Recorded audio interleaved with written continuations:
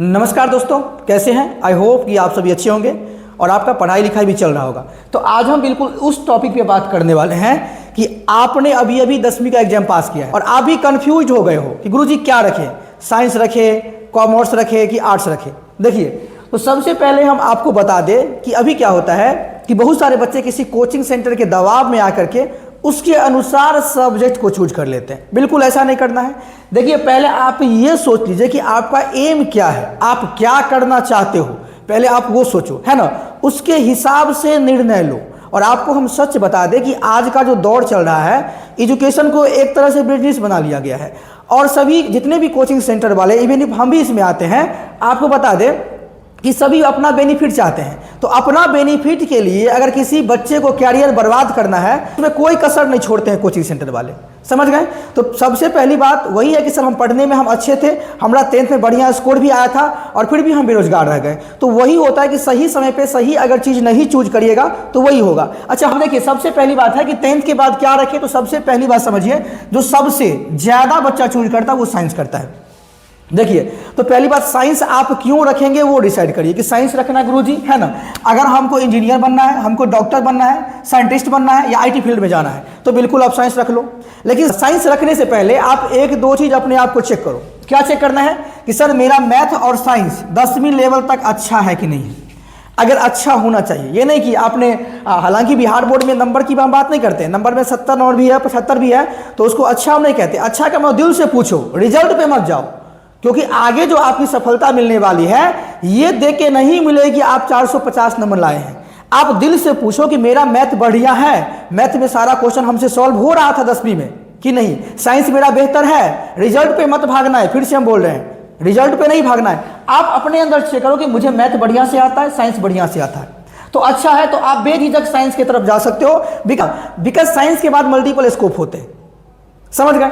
हाँ, अगर आप चाहते सर हमको आईटी करना है ना, तो आईटी के लिए हम बताएंगे क्या करना है ना। चलिए, मेडिकल करना है, आपको साइंटिस्ट बनना है, तो इसको अब अपनी हुनर को पहचान करके, है ना, उस लेवल का कोचिंग पकड़ लेना, है ना। फिर से हम बोल रहे हैं, अगर आपका सपना है आईटी करना तो आप उस माहौल में जाना, उस माहौल में जाकर के तैयारी करना। इन्हें कि हम जिद बने हम तो घर से ही निकालेंगे, तो ये भी एक क्या होता है जी, असफलता का कारण हो जाता है, समझ गए। चलिए, अच्छा सर साइंस के बेनिफिट क्या है? साइंस के बेनिफिट क्या है कि पढ़ने की हैबिट आपका डेवलप्ड हो जाएगा। मान लीजिए कि सर हम साइंस रखें लेकिन हमारा काम इंजीनियर बनना नहीं है, हम डॉक्टर नहीं बनेंगे, हम कुछ नहीं बनेंगे, हमको फिर से जनरल कंपटीशन में ही आना है, तो वही बच्चे साइंस क्यों लेते हैं पता है? क्योंकि देखिए, साइंस पढ़ने से आपकी हैबिट, है ना, पढ़ने की हैबिट में क्या होती है, इंप्रूवमेंट मिलती है। बोले कैसे? तो साइंस का बच्चा 4 घंटा कोचिंग करेगा, इसके बाद 5 घंटा पढ़ लेता है, तो उसको पढ़ने का एक तरह से हैबिट डेवलप्ड हो जाता है, समझ गए। तो बाकी जनरल कंपटीशन में ये ज़्यादा बेनिफिट ये विषय नहीं देगा आपको, लेकिन पढ़ने का हैबिट देगा। तो देखिए, अगर आप साइंस की तरफ जा सकते हो, लेकिन साइंस में एक चीज़ और देखना है कि आपका फाइनेंशियल कंडीशन कैसा है। फिर से बता रहे हैं कि साइंस में आपका फाइनेंशियल कंडीशन डिपेंड करता है, यहाँ पे खर्चा होने वाला है। आप सपना देख रहे हो आईटी करना है ना जी, तो आपको यहाँ पे पहला फाइनेंशियल कंडीशन भी देख लीजिए, उसके बाद ही साइंस रखिएगा, क्योंकि साइंस में आपको खर्चा होने वाला है, समझ गए। आप जिस एरिया में रह रहे होंगे आपको ही पता होगा किस एरिया से आईटी का रिजल्ट बनता है, इसमें हम क्या बताएं, है ना जी। तो ये आप देखते होंगे, ठीक है। अच्छा सर, क्या हमको आगे जनरल कंपटीशन ही करना है ना, तो क्या साइंस नहीं रखेंगे तो नहीं चलेगा? बिल्कुल चलेगा, है ना जी। अगर आपका फाइनेंशियल कंडीशन बढ़िया है तो साइंस के साथ जा सकते हो, जनरल कंपटीशन में भी बेनिफिट तो आपको देगा, आपका पढ़ने का हैबिट डेवलप हो जाएगा। तो साइंस खराब नहीं है कहीं, लेकिन फाइनेंशियल कंडीशन डिपेंड करता है। आगे देखो, कॉमर्स। बोले कॉमर्स रखे क्या? देखिए, कॉमर्स में क्लियर है, आप समझिए कि कॉमर्स तभी रखना आपको बना कि सर हम चार्टर अकाउंटेंट बनेंगे, हमको सीए बनना है, या सर हम एमकॉम करके कोई प्राइवेट बढ़िया जॉब करना चाहते हैं, हमको सर अकाउंटेंट का जॉब करना है ना। तो अगर आपकी पहले से मनसा है कि सर हम इधर जाएंगे, हमको जॉब करना है अकाउंटेंट का, या प्रोफेशनली प्राइवेट जॉब चाहिए, तो प्रोफेशनली प्राइवेट जॉब के लिए अकाउंटेंट द बेस्ट ऑप्शन है, आप यहाँ पे जा सकते हो, ठीक।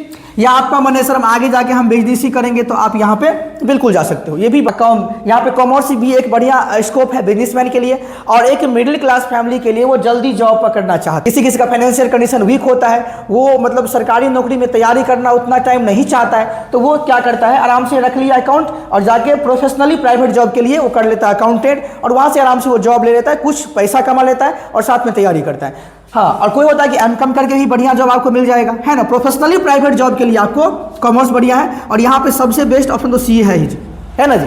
तो ये भी, इसको भी कम मत आकिएगा, है। हालांकि यहाँ पे आपका जो है फाइनेंशियल कंडीशन डिपेंड करने वाला बता दे, है ना, चार्टर्ड अकाउंटेंट के लिए आपको उस माहौल पे जाना पड़ेगा। और हम लोग हिंदी भाषी जो है यहाँ पढ़ते हैं, उसका तो बेनिफिट उतना होगा नहीं, क्लियरली हम बोल देते हैं, चाहे किसी को बुरा लगे। क्योंकि यहाँ पे आपको अगर इसकी तैयारी करना है तो पूरा का पूरा इंग्लिश मीडियम डिपेंड होना पड़ेगा। क्योंकि आप कंपनी में काम करोगे तो आप अगर प्राइवेट जॉब में प्रोफेशनली जॉब करोगे तो मल्टीनेशनल कंपनी क्या होता है जी, पूरा मल्टीनेशनल कंपनी में पूरा क्या होता है, तो आपको डील करना होता है विदेशियों से, तो क्या वहां पे हिंदी में आप डील करोगे? आप थ्योरी पढ़ते हो हिंदी में, तो ऐसा नहीं है। इसके लिए भी प्रोफेशनली प्राइवेट जॉब के लिए भी अकाउंटेंट बेस्ट है, समझ गए। और इंग्लिश मीडियम द बेस्ट होता है इसमें, समझ गए, ठीक है। तो सर क्या यहाँ पे हम जाके जनरल कंपटीशन नहीं कर सकते हैं क्या? तो हम तो बोलेंगे देखिए एक बात बता दें, अगर आप जनरल कंपटीशन, आपका एम है कि हमको जनरल कंपटीशन ही करना है और 10वीं के बाद डिसाइड ले रहे हो, तो 10वीं के बाद इसको मत चूज करो। अगर जनरल कंपटीशन ही करना है तो बोलेंगे क्यों सर, ऐसा क्यों बोल रहे हैं? हाँ, अगर आपके पास बिल्कुल लगता है कि हमारे गार्जियन जो है 2-4-5 साल नहीं पढ़ाएंगे, तो कॉमर्स लेके निकल जाओ और जल्दी से कोई कोर्स कर लो, है ना, प्राइवेट जॉब के लिए जल्दी से कोई अकाउंटेंट वगैरह कोर्स करके निकल सकते हो जॉब के लिए, है ना। लेकिन अगर आपको मन है कि सर 10वीं के बाद मेरे पेरेंट्स मुझे 5-6 साल पढ़ने देंगे, है ना, मतलब 5-6 साल में कोई रुकावटें नहीं आनी है, तो इसको चूज नहीं करना है। क्योंकि 10वीं में अगर अभी आप चूज कर लोगे ना, तो असफलता नाम की चीजें नहीं होती है। बच्चा असफल क्यों होता है पता है? कि वो चूज लेट करता है, ग्रेजुएशन हो गया उसको पता नहीं क्या करना है, तो उसके लिए जो है दिक्कत होता है। अगर आप शुरू में ही 10वीं के बाद ही एकदम एक्टिव हो कि sir I have to take a job, then it is possible कि आप जॉब ले लोगे। 90% चांस है जॉब लेने का, क्योंकि 10वीं में आप एक्टिव हो गए हो, है ना। तो ये नहीं कि सर हम प्लान बी भी रखते हैं कि हमको प्राइवेट जॉब भी करना है, साथ में सरकारी जॉब की तैयारी करेंगे, तो ये मुश्किल हो जाता है बाद में। अगर आपके पास अभी से टाइम है 4-5 साल, तो सर हम तो बोलेंगे कि अगर सरकारी नौकरी ही सपना है तो अकाउंटेंट को अवॉइड कर सकते हैं आप। तो बोलेंगे सर अगर मुझे नहीं हुआ सरकारी नौकरी तो क्या करेंगे? भाई प्लान बी हम रखे हुए हैं, डोंट वरी, समझ गए।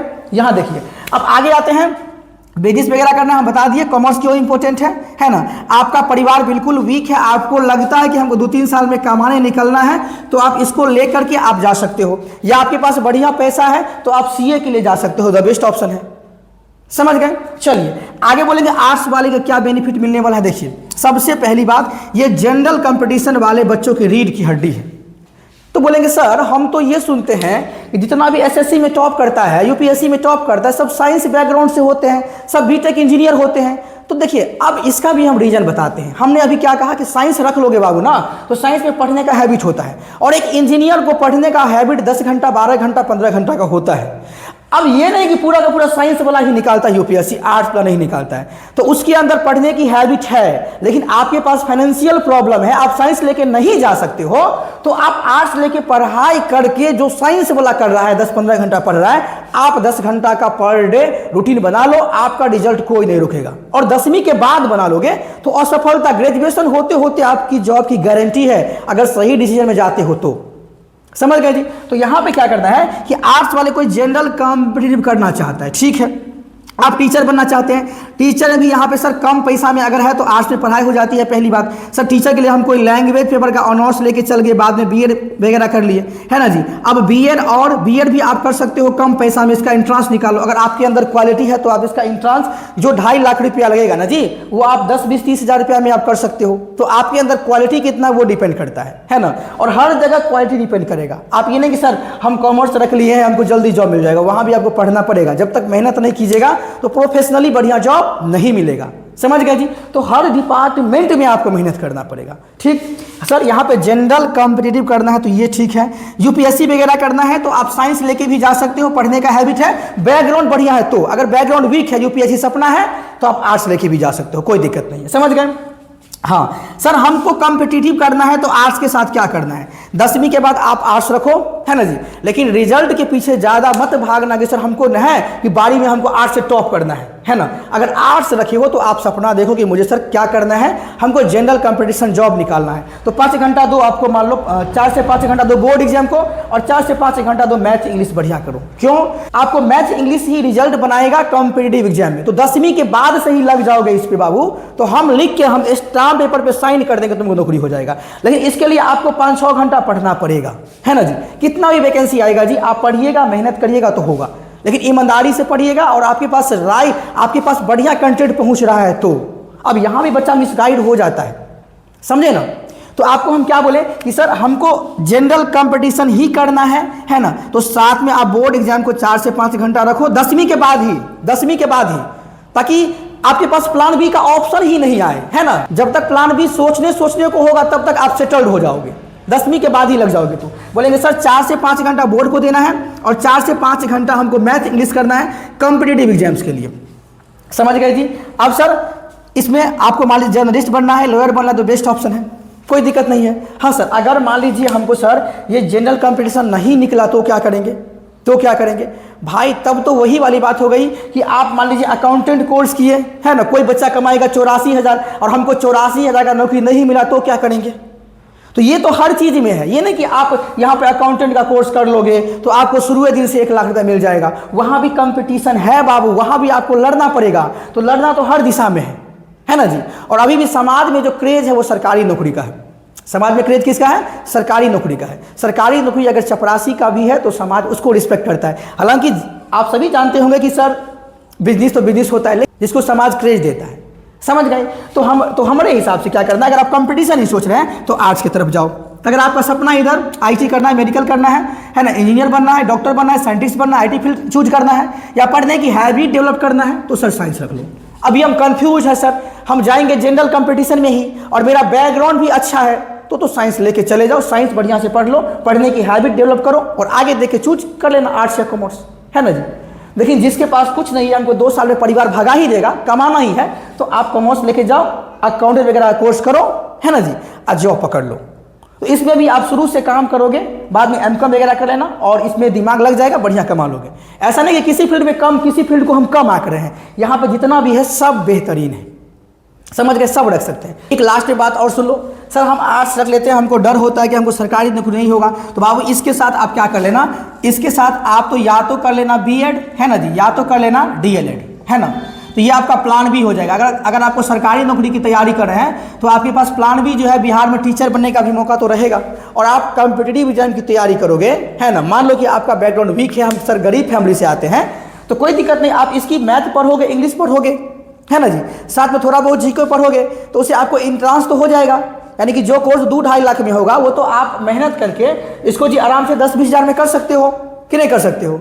तो हालांकि मेहनत करिएगा तभी मिलेगा। तो प्लान ही आपका सरकारी नौकरी हो जाएगा, है ना, आर्ट्स से, और प्लान भी आपका सरकारी टीचर बनना हो जाएगा, है ना। तो सरकारी टीचर में आपको ओनली बिहार के बच्चों से फाइट रहेगा और वैकेंसी भी 3-4 साल में आ ही जाती है। ऐसा नहीं है कि वैकेंसी हमेशा जो है टीचर में रहेगा ही रहेगा, चाहे 2-3 साल गैप करके आए, चाहे 4 साल गैप करके आए, वैकेंसी आनी ही है, समझ गए।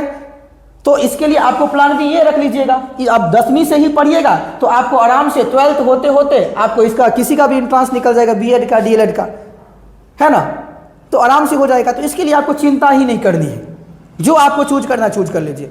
साइंस, कॉमर्स, आर्ट्स सब बढ़िया है, बस अपने हुनर को पहचानो। अगर आपको ये वीडियो अच्छा लगा तो लाइक कर दीजिए और चैनल पे नए हैं तो बिल्कुल सब्सक्राइब कर लीजिए ताकि इस तरह का वीडियो अब आगे आता ही रहेगा। बाय बाय दोस्तों एंड टेक केयर।